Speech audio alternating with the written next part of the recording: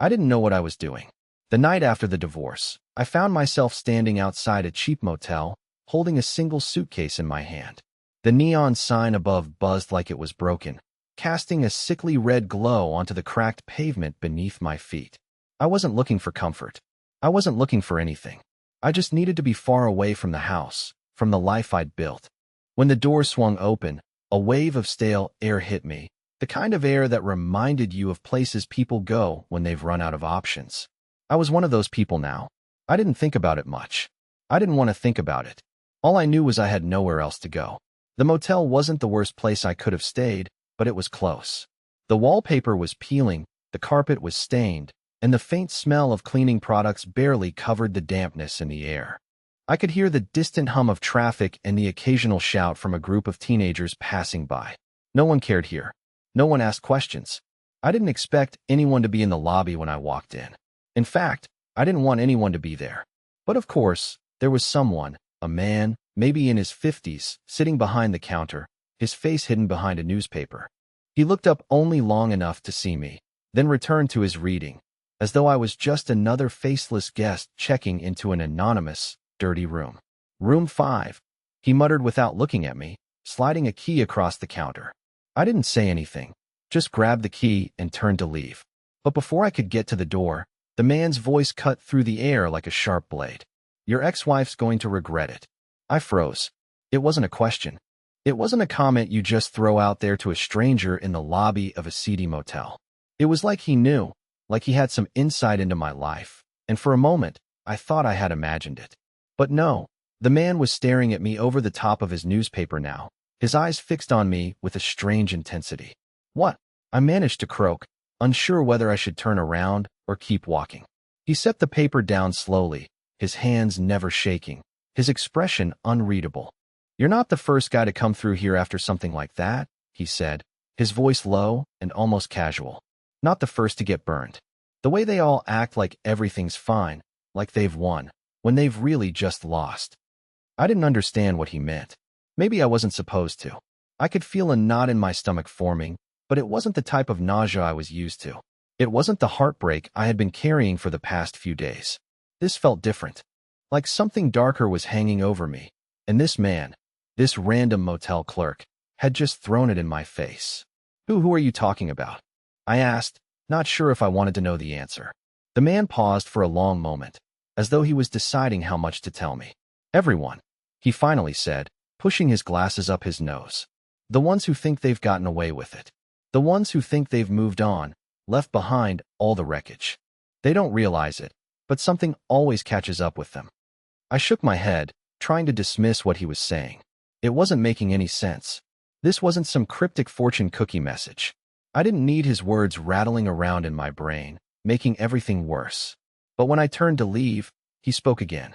This time, his tone was different, quieter, almost urgent. Watch yourself, he warned, as though he was giving me some sort of warning I couldn't fully grasp. The things you don't see, they're the things that'll hurt you the most. I didn't know how to respond to that, so I said nothing. I just walked out, key in hand, and headed up to my room. But his words stuck with me. I couldn't shake the feeling that something was off about the whole exchange. As I opened the door to room 5, the light flickered above me, casting long, distorted shadows across the walls. The room was small, with faded furniture that looked like it had been here for decades. But none of that mattered. I sank down on the bed, exhausted, my mind racing. What did the clerk mean? Was he just a weird old man with too much time on his hands? Or was there something he knew? Something he wasn't telling me? I tried to push the thoughts away, but they lingered. And that's when I heard it. A faint knock at the door. I wasn't expecting anyone, and part of me wanted to ignore it, to hide from whatever this was. But curiosity got the better of me. I walked to the door and opened it. There was no one there. I stepped out into the hallway, looking up and down, but it was empty. The hallway seemed unnaturally quiet. I was about to go back inside when I noticed something on the floor. A small piece of paper, folded in half. I bent down to pick it up. The handwriting was barely legible, but it was clear enough to read. You haven't lost everything yet, but you will. I felt my heart skip a beat. What the hell was going on here? Was this just some sick joke? Or was this connected to what the clerk had said? I didn't know, but I was starting to feel like I wasn't as alone in this motel as I thought. I stared at the note for a moment, unsure what to make of it. You haven't lost everything yet, but you will. The words seemed simple, but there was a weight to them that pressed down on my chest. I could feel the hairs on the back of my neck standing up, a prickling sensation that told me something wasn't right. My eyes scanned the hallway again, expecting to see someone standing there, watching me. But no one was there, just the flickering light overhead and the hum of the air conditioner.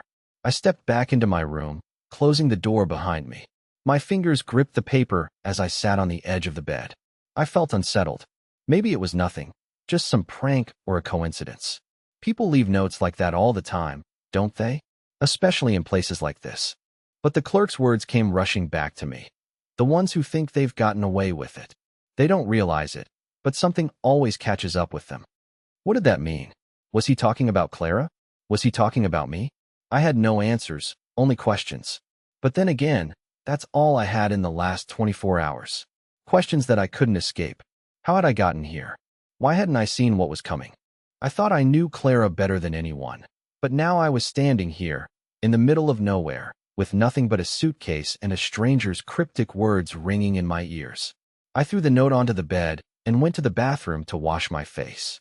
The cold water helped clear my mind, if only for a second. But when I looked at myself in the mirror, I barely recognized the person staring back at me. My face was gaunt, tired. My eyes were red from lack of sleep, from the constant pressure of the divorce. I hadn't shaved in days, and I couldn't even remember the last time I'd felt like myself. I stood there for a moment, letting the silence settle around me. The room felt suffocating. I wanted to leave. I wanted to get in my car and drive until I couldn't think anymore. But where would I go? I had nothing left to hold on to. No home, no family nearby, just a past that kept clawing at my mind. The thought of Clara, of her betrayal, of how everything had shattered in front of me, it was too much. I sank down onto the edge of the bed, my head in my hands. I didn't even know what I was feeling anymore. Anger? Sadness? Betrayal? I just wanted it to stop hurting, to stop thinking. But my mind wouldn't let me. I reached over and grabbed my phone, hoping for some distraction. But when I unlocked the screen, I saw the one thing I knew I shouldn't look at, her name. Clara. I stared at it for a long moment, feeling like a fool. I thought about texting her, asking if she was happy now, if she felt free. But I couldn't. I didn't want to beg for closure. I didn't want to give her that power over me. Not anymore. So, instead, I threw the phone down on the bed and stood up. The sudden need to get out of that room overwhelmed me. I needed fresh air. I needed something that wasn't just this suffocating room. I grabbed my jacket and went out the door, not even thinking about where I was going. The night was cool, but not cold, and the streets were almost empty. A few cars passed by, their headlights casting long shadows across the pavement. As I walked down the street, I found myself looking at the other motels nearby. They all seemed the same, cheap, faded, and forgotten. I wasn't sure why I was walking or where I was headed. Maybe I was just looking for a way to escape my thoughts. I wandered for what felt like hours, until I found myself standing in front of a small park. The place was quiet, too quiet, and the lights around the benches cast eerie, long shadows. I walked in, my footsteps muffled by the grass, and sat down on one of the benches. It was empty, but it felt like I was surrounded by something, a presence that I couldn't explain. I was staring into the darkness when I heard a soft voice from behind me. You really think you've lost everything? I turned around quickly, my heart pounding. The voice was calm, almost too calm, and when I saw who had spoken, my blood ran cold. It was the woman from the motel lobby, the one who had warned me about Clara. She was standing just a few feet away, her hands in her pockets, her gaze steady and unwavering. I didn't know how she had found me, or why she was here, but I could feel something wasn't right. How did you find me? I asked, my voice trembling slightly. I hadn't told anyone where I was staying. I hadn't even told myself. She smiled, but it wasn't a comforting smile. It was knowing, almost like she knew exactly what was going through my head. I didn't need to find you, she said softly. You're here because you're lost. And everyone in this town is lost, one way or another. I stood up abruptly, taking a step back. What do you want from me? Why are you following me? She tilted her head slightly, as though my question didn't quite make sense to her. I'm not following you, she said. I'm trying to help you. You just don't see it yet. Her words hung in the air like a challenge. Something about her seemed almost otherworldly. She wasn't like anyone I had ever met. There was no fear in her eyes, no hesitation, only certainty. It made me want to walk away, to run. But I was too intrigued, too unsettled, to leave. Help me with what? I asked, my voice more forceful than I intended. I don't need your help. I just need to figure out how to move on. She nodded, as if she had already expected me to say that. Everyone says that at first. But what if you're wrong? What if you haven't lost everything yet? What if there's something waiting for you that you don't even know about? I didn't know how to respond to that. Her words were like a riddle I couldn't solve, but deep down, something about them felt true. You don't understand, I said, my voice breaking. You don't know what it's like. Clara was everything to me. She betrayed me. She stepped closer, her eyes never leaving mine. Yes, she did. And now it's your turn to make a choice. You're not done yet, but you will be if you keep going down the path you're on. Before I could ask anything else, she turned and walked away, disappearing into the night like a shadow. I stood there, frozen, staring into the darkness, her words echoing in my head. You haven't lost everything yet, but you will. The night was quiet, but my mind was anything but. Her words, you haven't lost everything yet, but you will, kept echoing through my thoughts as I stood there in that empty park.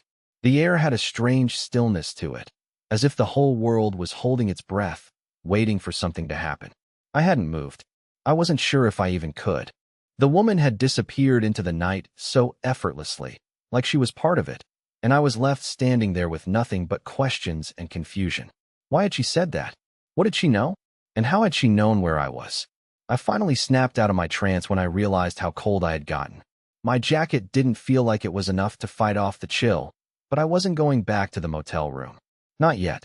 I couldn't go back there with the strange note still sitting on the bed and the words from the clerk still hanging in the air. There was something about the woman in the park, something about the way she spoke, the calmness in her voice, that rattled me. She wasn't just some random stranger. There was intent behind everything she said. I walked through the darkened streets, barely noticing where I was going. My mind was consumed by her and by what had happened. My life had just imploded. A year ago, I would have laughed at the thought of something like this happening to me. Sure, I had seen the signs with Clara, but I never expected it to come to this. Divorce papers signed, a future I had planned for falling apart like a house of cards. She had betrayed me. I knew that much. But what if there was more to it? The more I thought about it, the more unsettled I became. I couldn't shake the feeling that there was something hidden just beneath the surface. Maybe Clara's betrayal wasn't as simple as I thought. I had been blindsided by everything, by the divorce, by her affair, by the fact that someone I loved had so easily walked away from everything we had built. But was there something deeper to this? Something I didn't see? My footsteps carried me aimlessly, and before I knew it, I found myself standing outside another motel. It was different from the one I was staying at, newer, brighter, but still with that same, empty feeling. The parking lot was nearly empty, and the only light came from the flickering neon sign above the entrance. There was no one around, and the stillness of it all only deepened my unease. I didn't mean to stop here, but for some reason, I did. It felt as though I had been pulled here, as though something had drawn me in. The door to the motel lobby was cracked open, and a faint light spilled out, casting shadows on the pavement. Without thinking, I stepped forward. Inside, the lobby was small and minimalistic, nothing extravagant, just the basics. A small desk sat in the corner, and the room smelled faintly of cleaning products mixed with something else I couldn't place. The air had the same stale, unwelcoming feeling that the other motel had, but there was something different about this place. Something that made the hair on the back of my neck stand up. Behind the desk sat a man, probably in his late 40s, wearing a stained button-down shirt and an unkempt tie. His face was hidden behind a computer screen, and he didn't seem to notice me standing there. I could hear the click of his keyboard as he typed away, oblivious to my presence. I hesitated for a moment before approaching the desk. Something about this felt wrong. "Excuse me," I said, my voice breaking the silence. I was just wondering if. The man looked up slowly, his eyes dull, his face expressionless. It was like he had been expecting me, though I couldn't understand how. Without a word, he turned to the side and pulled a key from a drawer, placing it on the counter in front of me. "Room 7, he said flatly, his tone monotone. I stared at the key for a moment, unsure of what was happening. I wasn't even planning to stay here. I was just walking. But somehow, I felt compelled to take the key. Before I could say anything, the man spoke again, his voice almost too calm. Don't go looking for things you don't want to find. His words hit me like a punch to the gut. It wasn't a question. It wasn't a suggestion. It was an ominous warning. A shiver ran down my spine. Was I losing my mind? What kind of place was this? Why was everyone speaking in riddles? I glanced around the lobby, but there was nothing out of the ordinary. No one else in sight. The only thing that felt out of place was the tension in the air, like something was waiting to happen. Excuse me, I finally managed to say, but the man was already back to typing, as if he hadn't heard me. It felt like I was part of some strange play, where the actors weren't quite following the script. I grabbed the key and walked out, my mind reeling with confusion. What was going on? Why did everything feel like it was leading somewhere I didn't understand? I found my way to room 7, which was tucked at the end of the hallway, away from the main lights. The door was slightly ajar, almost as though someone had been expecting me. I pushed it open, the creak of the door echoing in the silence. Inside, the room was the same as the others, dim, old, and uninviting. But there was something about it that caught my attention. On the bed was a small envelope, neatly placed in the center of the comforter. My heart skipped a beat. I hadn't seen anyone in the hallway. No one could have left that there. I stepped closer, my hands trembling as I reached for the envelope. It was unmarked, just a plain white envelope. No return address, no name. But something told me that what was inside was important, too important to ignore. I opened it slowly, carefully, as if whatever was inside would change everything. And when I pulled out the single piece of paper inside, I froze. She's not who you think she is. You've been played. My breath caught in my throat. The handwriting was the same as the note I had found earlier in the park, the same as the one from the motel clerk. I wasn't sure what was happening anymore. But one thing was clear. I was being pulled into something far deeper than I had ever imagined. And the truth, whatever it was, wasn't going to be easy to find. The note in my hand felt like a weight, pulling me down into the pit of something I wasn't ready to understand. She's not who you think she is. You've been played. Those words kept running through my mind as I sat on the edge of the bed, the envelope still clutched tightly in my fingers. The room around me seemed to fade into the background, the flickering fluorescent lights above and the worn carpet beneath my feet becoming almost irrelevant in the face of this revelation. How could I not have seen it? Was Clara really who I thought she was? And if not, who was she? I stared at the message, willing myself to make sense of it, but the more I thought about it, the less it made sense. The envelope wasn't signed. There was no name, no context. How could someone just leave something like this for me? Was it some sort of sick joke? Or was there something more to it? The feeling of being watched, the strange clerk at the other motel, the mysterious woman in the park, it all seemed too connected to be coincidental. I stood up suddenly, feeling like I needed to do something. Anything. My mind was racing, and I had to get out of that room. The air felt thick with tension, and every corner seemed to be hiding something I wasn't seeing. I tossed the note back onto the bed, grabbed my jacket, and walked out of the room. As I stepped into the dimly lit hallway, I heard the faint sound of voices, but when I turned the corner, the hallway was empty. The whole place seemed unnervingly quiet, as though the walls themselves were holding their breath. I didn't know what I was looking for. Maybe a sign. Maybe something that would make sense of all this. But the more I walked, the less I felt like I was getting closer to any answers. I reached the stairwell at the end of the hall and descended to the main floor, trying to shake the feeling that I was being drawn deeper into something I couldn't control. The lobby of the motel was just as lifeless as it had been when I first walked in, empty except for the man behind the desk, who had once again buried his face in the newspaper. I couldn't shake the feeling that he knew more than he was letting on. He hadn't looked at me when I entered, not even a glance, but now, as I approached the counter, he lifted his eyes just enough to meet mine. His gaze was unsettling, like he could see right through me. Room 7, right? He asked, his voice low and casual. It was almost as if he already knew where I had been, as if he knew what I was about to do. I nodded without saying anything, my throat dry. I wasn't sure what I was expecting from this place, but it certainly wasn't this constant sense of being watched. It felt like every move I made was being noted by someone, and the more I tried to escape that feeling, the more I felt like I was walking straight into it. Looking for something? The man asked after a long pause. His words hung in the air, like he was daring me to answer.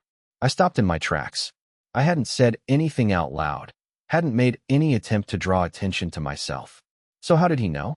I opened my mouth to speak, but nothing came out. I wasn't ready for this conversation. I wasn't ready for answers, but something in the back of my mind urged me to ask. What do you know about Clara? I finally managed to croak. It felt wrong, saying her name aloud in a place like this, but the question had been burning in my chest for hours. The man didn't flinch. In fact, he didn't even seem surprised. Instead, he lowered his newspaper slowly, his eyes locking onto mine with an intensity that made me feel exposed. She's part of it, he said simply. What do you mean? I asked, though I regretted the question the moment it left my lips. I wasn't sure I wanted to hear the answer. The man leaned back in his chair, folding his arms across his chest. There are things you don't know. There are things that happen when people think they've won. But the truth always finds its way out. Always. I didn't understand. What truth? He didn't answer right away. Instead, he stared at me as if weighing whether or not to say more. For a moment, the room seemed to close in around us, and I felt like I was trapped in some strange game, one I hadn't been prepared to play. The man's lips parted, but before he could speak, I heard a faint noise from behind me. The hairs on the back of my neck stood up. Someone was approaching. I turned around quickly, my pulse quickening, but the lobby was empty again. No footsteps, no movement, just the same empty stillness that had greeted me when I first entered. Nothing's ever really gone, the man said finally, breaking the silence. People think they can move on, that they can just leave the past behind them, but it always catches up. His words were unsettling, like they were meant for someone else, yet they felt directed at me. You'll learn that soon enough. I didn't know what to say. I didn't know what any of this meant. I was suffocating in questions, each answer leading to more uncertainty. All I wanted was to leave, to escape from whatever twisted game I had found myself caught in. But somehow, I knew I couldn't. Not yet. Not until I figured out what was really going on. I turned and walked toward the door, my mind still reeling. As I pushed it open and stepped outside, the cool night air hit me like a slap to the face, snapping me out of my daze. The parking lot was nearly empty, the streetlights casting long, distorted shadows across the cracked pavement. I took a deep breath, trying to calm myself. I had no plan, no destination. But I couldn't stay here, not with the nagging feeling that something far worse was waiting for me. As I walked to my car, I heard a sound, a soft rustling behind me, like footsteps. I spun around, my heart racing. But again, nothing. The parking lot was empty, and the motel loomed behind me, silent and watching. It was then that I realized something. Something important. I wasn't alone. Not in this motel. Not in this town. There were forces at play here, things I didn't understand. And if I was ever going to escape this nightmare, I had to keep digging. I had to uncover the truth, even if it meant confronting the darkest parts of my life. I wasn't sure I was ready, but the choice had already been made for me. I climbed into my car and slammed the door shut, the engine roaring to life as I sped off into the night. The road stretched ahead of me, but the further I went, the more I felt like I was driving towards something I didn't yet understand but was already a part of. The game had already begun. The drive was supposed to clear my head, but instead, the more miles I put between myself and the motel, the more the unease built inside me. The road stretched out, endless and dark, but I couldn't shake the feeling that I was being followed. Every turn felt wrong. The faint hum of the car's engine was the only sound in the quiet, but in the back of my mind, it felt like there was something else, something far more sinister. My mind kept drifting back to the strange events of the night. The cryptic words of the man in the motel lobby, the note left in my room, and the woman from the park. All of it felt connected, but I couldn't piece it together. I took the exit for a small town, hoping to find somewhere to stop, to get a cup of coffee, and pull myself together. The town was exactly what I expected, quiet, sleepy, and almost forgotten by time. The streetlights flickered above, casting long, distorted shadows across the streets. There was an eerie stillness to the place, as if the town was holding its breath, waiting for something to happen. I drove down the main street, my eyes scanning the empty sidewalks. Everything was closed. No people, no cars, just a few rundown buildings, their windows dark and lifeless. I pulled into a parking lot in front of a small diner, its neon sign flickering weakly in the dark. I parked, the gravel crunching beneath my tires, and sat for a moment, looking at the diner's empty windows. There was something about this place that felt off, like it didn't belong in the world I used to know. But maybe that was just me. Maybe I was the one who didn't belong anymore. I got out of the car and walked toward the diner, the silence around me becoming heavier with each step. As I reached for the door, I hesitated. The hairs on the back of my neck stood up again, the feeling of being watched creeping over me. I turned around, half expecting to see someone standing in the shadows, but there was nothing. No one. I shrugged it off and opened the door. The bell above the door jingled softly as I entered. Inside, the diner was exactly what I had expected, a relic of a bygone era. The walls were covered in faded photographs and yellowed menus. The smell of stale coffee and grease filled the air. The counter was empty, the stools abandoned. There was no one in sight. I walked up to the counter and sat down on one of the stools, my hands shaking slightly as I rested them on the cold surface.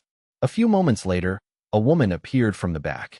She was older, probably in her 60s, with gray hair pulled back into a tight bun and a face weathered by time. She had a tired look in her eyes, like she had seen too much and had given up trying to understand it all. She walked slowly toward me, wiping her hands on her apron, and smiled faintly. "What can I get you?" she asked, her voice soft but with an edge to it, like she was waiting for me to ask for something she wasn't prepared to give. "Just coffee," I said, my voice hoarse. I wasn't hungry. I wasn't sure I even wanted the coffee. But I needed something, anything, to distract me from the dark thoughts swirling in my mind. She nodded and poured a cup without asking if I wanted cream or sugar.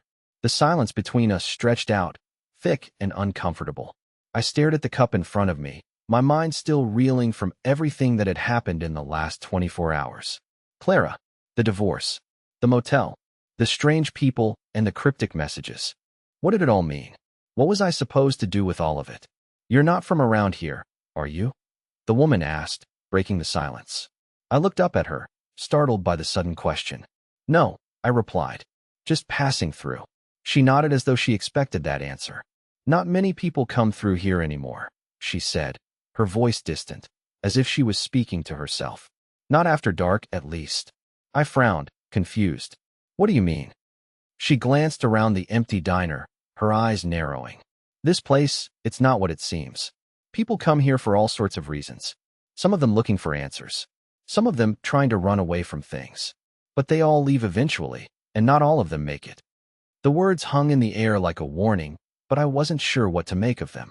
She wasn't looking at me anymore. Her eyes were distant, lost somewhere in the past. "What's your name?" I asked, trying to break the odd tension that had settled between us. "Jill," she replied simply, her gaze flickering to mine for a moment before returning to the far corner of the diner. "And you're not the first one to come through here with a broken heart." Her words struck me harder than I cared to admit. I had thought I was the only one, that my pain was unique, but sitting there in the silence of this small diner, I realized how many others had been through the same thing. The pain of losing something you thought you had, of having the rug pulled out from under you when you least expected it. It was universal, but there was something in her eyes, something deep and knowing, that made me wonder if I was just another stop on a much darker road. "Why do you stay here?" I asked before I could stop myself. "In this town? In this place?" She didn't answer right away. Her hands were still on the counter, wringing the edges of her apron as if she were trying to hold on to something. After a long pause, she finally spoke. "Because I have nowhere else to go," she said softly. "And neither do you." The words hit me like a punch to the gut. For a second, I felt like she had just peeled back all the layers of my life, exposing something raw and vulnerable. How did she know? I opened my mouth to say something, but before I could, the door of the diner opened with a creak. I turned, and my heart skipped a beat. A man walked in, his presence filling the room like a shadow. He was tall, his features sharp, and his eyes dark and unreadable. He didn't say anything as he walked past me, but there was something in the way he moved, something deliberate, that made me feel like he wasn't just a stranger. He was someone who belonged in this place. And that terrified me. He sat down at the booth by the window, his eyes scanning the room, as though he were looking for something. Or someone. "Who's that?" I asked Jill, my voice barely above a whisper. She didn't answer right away. She just looked at the man and then back at me, her face unreadable. Finally, she spoke, her voice low. You don't want to know. But it was too late. The man had already seen me. His gaze locked onto mine, and for a brief moment, I felt like the whole room had closed in around me. He smiled, but it wasn't a friendly smile. It was a smile that made my skin crawl. And then he stood up and walked over to me. I didn't want to look up, but I couldn't help it. My eyes were drawn to him as he walked toward me. The man from the booth. He moved with the confidence of someone who had no fear of the world around him, and that terrified me more than I cared to admit. His footsteps were quiet, almost like he was gliding across the worn floorboards, but his presence was anything but subtle. As he came closer, the air around me felt thicker, heavier, like I was caught in the grip of something dark and inevitable. I tried to focus on my coffee, the cup now sitting untouched in front of me, but I couldn't shake the feeling that his eyes were on me the entire time. When he reached the counter, he stopped just short of where I was sitting, his gaze never leaving mine. He was close enough now that I could smell the faint hint of leather and cologne, the kind that felt old-fashioned, expensive. It was the kind of scent that made you feel like you were in the presence of someone who had control over everything. And that was the last thing I wanted to feel right now. Mind if I join you? His voice was smooth, calm, but there was an edge to it that sent a chill down my spine. I didn't answer immediately, unsure of what to do. The whole situation was bizarre, and the last thing I wanted was to be trapped in some forced conversation with this stranger. But something in the air told me that he wasn't someone you could simply ignore. Before I could respond, Jill, who had been watching the entire exchange, walked over. She gave the man a look that seemed to hold some kind of unspoken understanding between them, but she didn't say anything. Her expression was unreadable, but I noticed her hands tremble slightly as she placed a fresh cup of coffee in front of the man.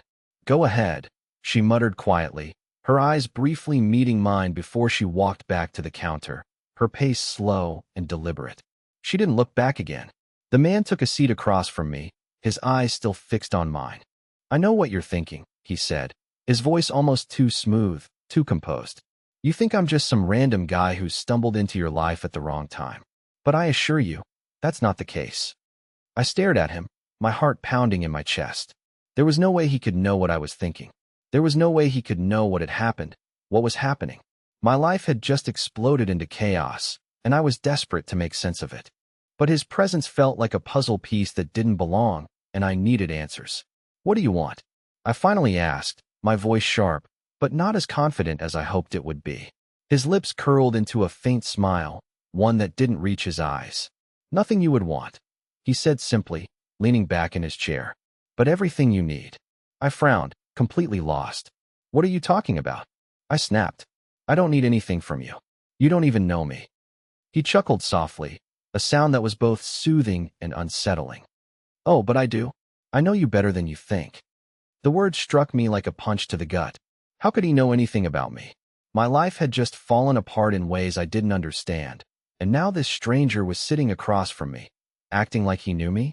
My hand gripped the edge of my coffee cup tighter, but I was too shaken to drink. Who are you? I asked again, my voice barely a whisper, but the desperation in it was clear. Let's just say I'm someone who's seen this all before, he replied, his eyes narrowing slightly. I've watched people like you. People who think they have control, think they can move on from their past, and then, he paused, his gaze piercing mine.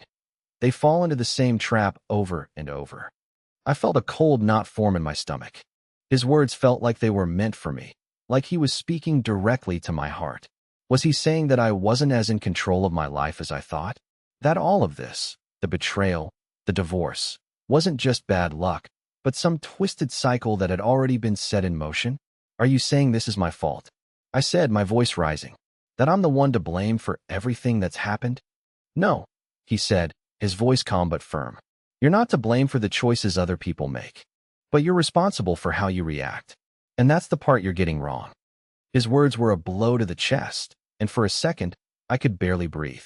What did he mean by that? What was I supposed to be doing that I wasn't doing? I had been reacting to my pain, to the betrayal.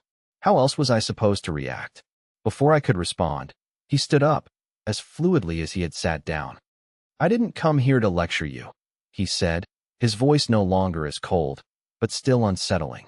I just came to tell you that you're not finished yet. I opened my mouth to speak, but no words came out. What did he mean by that? Was he offering some kind of hope, or was he simply toying with me? He smiled one last time, that same unsettling smile, before he turned and walked toward the door. Just before he left, he stopped and glanced back over his shoulder. You'll understand soon enough. Things are never as simple as they seem, my friend, he said cryptically, his voice lingering in the air. And remember, you were never meant to go through this alone. I watched him leave, the bell above the door jingling softly as he stepped out into the night. A cold draft followed him, and I suddenly felt like I had been pulled into something far bigger than I could grasp. I sat in stunned silence for a few moments, trying to process everything. His words, his presence, it all felt like a piece of some dark puzzle that was slowly coming together, whether I was ready or not. And somewhere deep inside, I knew this was far from over. Whatever had been set in motion, it wasn't finished yet, and I was going to have to face it, whether I liked it or not. I sat there, motionless, the last of the man's words still hanging in the air like smoke. Things are never as simple as they seem, my friend. And remember, you were never meant to go through this alone. His cryptic message echoed in my mind, stirring a deep unease within me. Was it just some kind of mind game? A cruel joke played on someone who was already broken? Or was there something more? My fingers tightened around my coffee cup, the cold porcelain sending a shiver through my hands as I stared at the door, still half expecting him to walk back in, to finish whatever twisted conversation we'd started. But the diner was silent again, the only sounds the faint hum of the refrigerator in the back and the occasional shuffle of Jill's feet behind the counter. She hadn't looked at me since the man left. She was busy wiping down the counter, but I could tell she was aware of my every move. It was as if she, too, was waiting for something to happen, but she wasn't sure what. I forced myself to look away from the door and take a sip of the coffee, trying to ignore the bitter taste in my mouth. I wasn't even sure why I'd stayed after the man's departure. Everything in me screamed to leave, to get back into my car and drive far away from this place, from this town that was becoming more suffocating by the second. But I couldn't. I felt trapped by my own thoughts, by the strange people who seemed to know more about me than I knew about myself, and by whatever bizarre path I had been dragged down. Jill's eyes briefly flickered over to me as she placed a cup in front of another empty booth. Her gaze lingered for just a moment too long, and I could sense something unspoken between us. It was clear that she knew something I didn't, but she wasn't offering anything. Not yet. What did he mean? I asked before I could stop myself. The words rushed out, desperate for answers. What's going on here, Jill? She didn't answer immediately, and for a long moment, I thought she wouldn't. She continued to wipe down the counter, but I could see the hesitation in her movements. She was conflicted. Something was stopping her from telling me whatever it was that had been weighing on her mind. Finally, she sighed and walked over to where I was sitting. Her tired eyes locked onto mine, and for the first time since I'd entered the diner, I saw a flicker of something. Fear, maybe? Or maybe it was just concern. I couldn't tell, but it made me feel even more uneasy than I already was. You're not the first person to come through here like this, she said softly, her voice low. People come through all the time, broken, lost, looking for answers they don't really want to hear. I frowned, trying to piece together what she was saying. What do you mean? What answers? Jill paused, glancing over her shoulder as if to make sure no one else was around. People like you, they think they can outrun the truth. But the truth catches up with everyone eventually. And sometimes, the truth is a lot darker than you're ready to face. I stared at her, trying to make sense of her words, but the more she spoke, the less I understood. The whole place, this town, this diner, felt like it was closing in on me, trapping me in a story I didn't belong to, a nightmare I couldn't wake up from. The man who had sat across from me, the cryptic notes, the feeling that I was being watched, it was all part of something much bigger than I could understand. And Jill, she was part of it too. She wasn't just some innocent bystander. She had to know something. I opened my mouth to ask her more, to demand answers. But before I could say anything, the door to the diner opened again. This time, a man stepped inside, his figure shadowed by the light behind him. I didn't recognize him, but there was something in the way he moved, something familiar. He walked with purpose, his eyes scanning the diner before they settled on me. Back again? Jill asked in a tired voice, her tone flat, but the hint of something else behind it. Recognition? Concern? I wasn't sure. The man didn't answer her. Instead, he looked straight at me, his eyes narrowing as he took a few steps forward. His face was gaunt, his features sharp, and there was something unsettling about the way he held himself, like he was walking through a dream. But it wasn't a peaceful dream. It was the kind of dream that made your skin crawl, the kind where you knew something terrible was about to happen, but you couldn't wake up. He stopped just a few feet away from me, his gaze intense and almost predatory. His eyes flickered to the empty chair across from me and then back to my face, as though he were waiting for an invitation to sit. Don't worry, Jill said quickly, her voice cracking just a little. He's harmless. The man smiled at her, a twisted, knowing smile that didn't reach his eyes. Harmless, he repeated, his voice low, almost a growl. I'm far from harmless. Jill's shoulders stiffened, and I could see the shift in her demeanor. She wasn't as calm as she had been before. She was afraid, and for the first time, I realized that I was in deeper than I thought. I had stumbled into something that wasn't just about me. It was bigger than that, and it was dangerous. Who are you? I demanded, my voice shaky but louder than before. The weight of everything was starting to crush me, and I needed to know the truth. I needed something to hold on to. The man didn't answer right away. Instead, he took a step closer, his eyes flickering to Jill and then back to me. I'm the one who's been watching, he said, his voice cold and deliberate. And you're the one who's been chosen. My heart skipped a beat. Chosen for what? I had no idea what he was talking about, but I knew, in that moment, that everything had changed. The game was no longer just about my divorce, about Clara, or the pain I had been through. No, this was something much darker. You're not going to be able to run from this, the man continued, his voice growing quieter but more menacing. You've already walked right into it, and now there's no turning back. His words sank in, but they didn't make sense. What was he talking about? Why was I involved in this? What was this twisted game that I had been dragged into? The feeling that I was being pulled deeper into a web I didn't understand became overwhelming. Jill's face was pale now, her hands shaking as she wiped the counter again, her movements quick and nervous. She was scared, too, but she wasn't going to stop this man. I could see it in her eyes. She knew exactly what was going on, and she had no intention of helping me. You'll find out soon enough, the man said cryptically before turning on his heel and walking toward the door. But before he left, he looked back over his shoulder and added one last thing. This isn't over. Not by a long shot. The door closed behind him, and the diner was silent once more. But the silence was different now. He had left a mark on this place, and on me.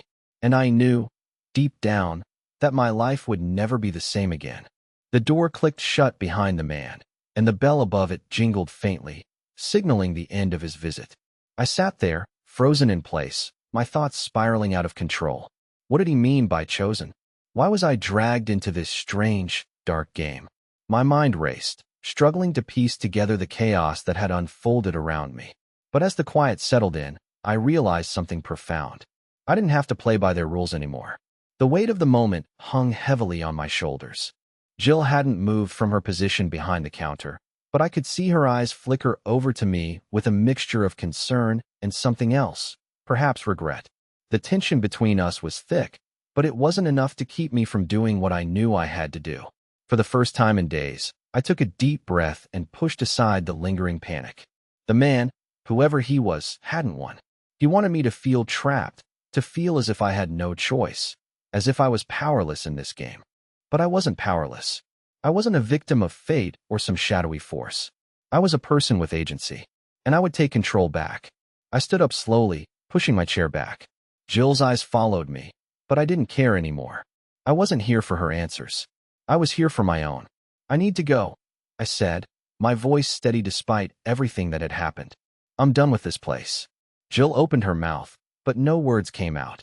She looked like she wanted to stop me, to warn me again. But then she simply sighed and nodded, as if she had seen this moment coming for far longer than I had. Take care of yourself, she said quietly, her voice soft. You might think you've walked away from all this, but some things stay with you. I nodded, not wanting to hear more. She had her own demons, and I wasn't about to get lost in hers. I walked out of the diner and into the cool night air.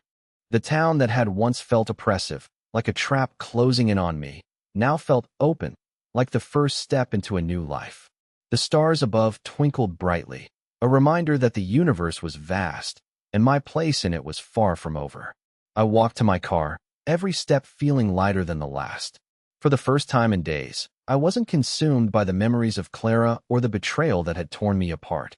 The weight that had pressed down on me for so long was beginning to lift, replaced by a quiet sense of peace. When I got into the car, I started the engine and pulled away from the diner. As I drove, I thought about all that had happened, about the strange man, the cryptic messages, the feeling that I was being drawn into something I couldn't understand. But the more I thought about it, the clearer it became.